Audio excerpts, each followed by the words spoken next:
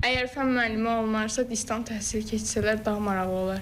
Zəhra Kərimova digər həmyaşıdları kimi dərsləri ixtisas müəllimindən öyrənmək istəyir.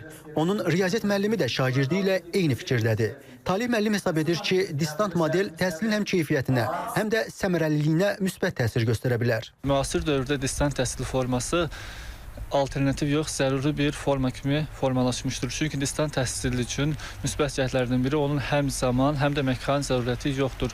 Distant təhsil zamanı şagirdlərimiz həmin dərsi təkrar baxa bilər. Ucqar kəndlərdəki müəllim çatışmazlığı valideynləri də ciddi narahat edir. Onlar təklif edirlər ki, kadr çatışmazlığı olan məktəblərə alternativ olaraq rayon mərkəzindəki ixtisaslı müəllimlər onlayn dərslər vasitəsilə cəlb olunsunlar. Onlayn şəkildə dərslər təşkil edilsinlər. Mənə elə gəlir ki, çox yaxşı bir effekt verər onların distant dərslərin keçirilməsi, uşaqlar daha da həmin ixtisas üzrə dərsləri yaxşı mənimsəyərlər.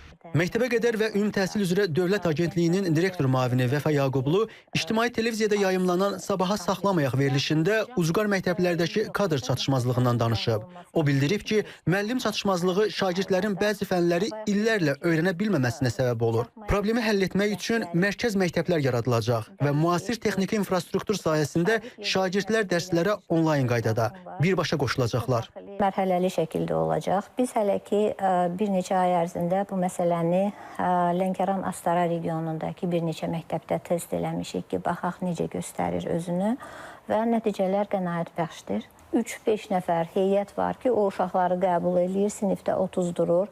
Bir şagird, bir kompüter nisbəti təmin ediləcək həmin məktəblərdə, şagirdlərə kompüter dövlət tərəfindən veriləcək məktəbə. Və onlar gəlib məktəbdə, məktəbin interneti vasitəsilə qoşulacaqlar mərkəz məktəbdəki müəllimə. Ekspert Elmin Nuri isə məsələyə fərqli prizmadan yanaşır. Deyir ki, əsas çətinlik texniki təminat deyil, şagirdi monitor qarşısında fokuslamaqdır.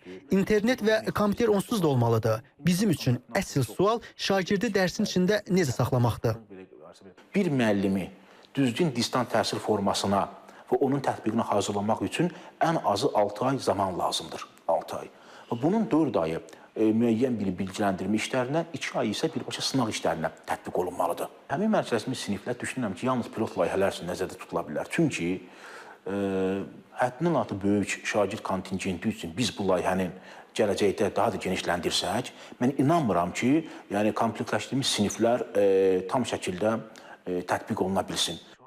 Artıq Skandinaviya və Avropa ölkələri kimi peşəkar metodologiyaya keçməyin vaxtıdır deyən ekspert bildirir ki, müəllim çatışmazlığı və məktəblərin mərkəzləşdirilməsi fonunda peşəkar distant təhsil modelinin tətbiqi qaçılmazdır. Toğrul Quluzadə, Ramiz Ramazanov, Qadir Əliyev, Polad Tahirov, İTV Xəbər.